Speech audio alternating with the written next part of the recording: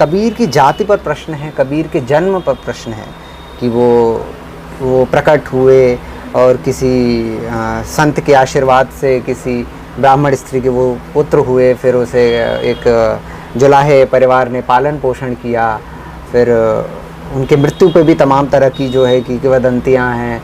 वो मगहर में गए, चलिए ठीक है, वो कुछ साबित करने के लिए जा रहे हैं। एक ऐसा विचार जो वो चुनौती दे रहा है कि मुझे चैलेंज करो कि मैं वहाँ मरूंगा तो देखो अगर मेरा क्या होता है। वो ये एक ऐसा मतलब मूवमेंट था उनके लाइफ में, पूरा एक मूवमेंट है जो एक चैलेंज करने की जो ताकत है, आत्मबल है।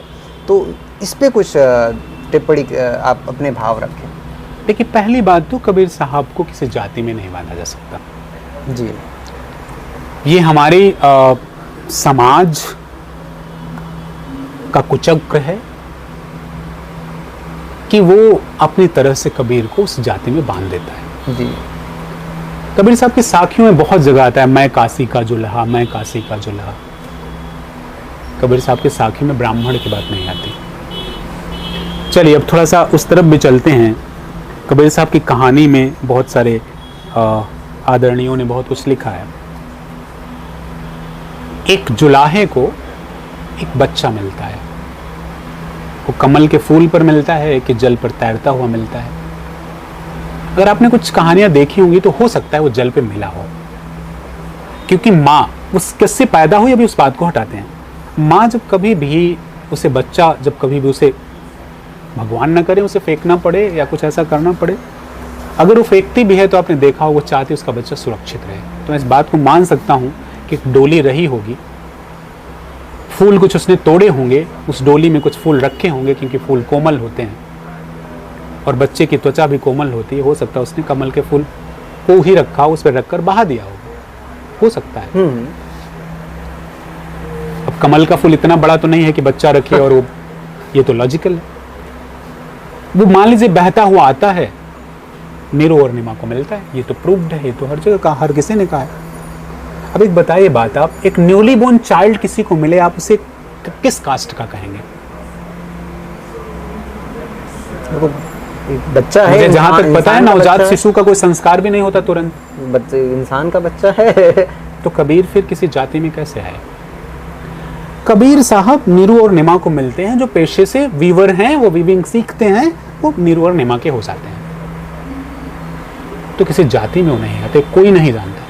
कबीर साहब के साथ एक परंपरा आती है कि रामानंद की परंपरा से जुड़ते हैं, उसमें शिष्य बनते। चलिए मान लेते हैं ये है पूरी परंपरा। ये कह रही कि रामानंद जी के पास वो आते हैं, फिर बाद में रामानंद जी भी उनसे बहुत कुछ सीखते हैं, ये भी बातें आती हैं। तो हमारी वो परंपरा भी कितनी अच्छी है जहां गुरु भी शिष्य से सीख रहा है। तीसरी बात, चैलेंज करने की बात, फिर मैं कहूंगा सच वहां है, जहां सच है वहां चैलेंज दिखता ही है। अब इसके लिए थोड़ा सा हिस्टोरिकल बैकग्राउंड में हमें देखना पड़ेगा। काशी एक ऐसी जगह है जहां मोक्ष पाने के लिए सब पागल हुए पड़े हैं।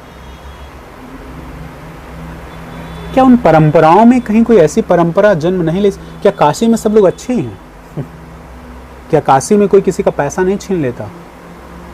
क्या कोई किसी की जान नहीं लेता? तो आप सोचिए कि काशी में ये परंपरा है कि यहां आके कितने लोग आ रहे होंगे, और कबीर को पता है सब झूठ है। बिल्कुल। तो कबीर साहब ने उस मार्ग को प्रशस्त किया, भाई कहां परेशान हुए हो, ये जो आप कर रहे हो ये सही नहीं है। कहीं मरो, काशी मरो, काबा मरो, मगहर मरो, कर्म इंपॉर्टेंट है। आपने जो किया है वो कर्म इंपॉर्टेंट है। और कबीर साहब इसी बात को बताने के लिए काशी छोड़कर मगहर चले जाते, लेकिन वो सिद्ध करने के लिए नहीं जाते। आज तो हम ये कह रहे हैं कि कबीर सिद्ध करने कर रहे हैं, वो कह रहे हैं ये सच है, इसे देख लो भैया, मैं जा रहा हूं, तुम you don't have that power to go there, that's why I am going. रोक सको तो रोक लो भैया, तो आप नहीं क्यों? आप भी जाकर देख सकते थे, लेकिन आपके पास पावर नहीं है। कबीर पास पावर है, वो शक्ति है, वो जाते हैं मगर में अपना शरीर छोड़ देते हैं, कुछ नहीं होता। सुगंध थी, सुगंध मिलती है।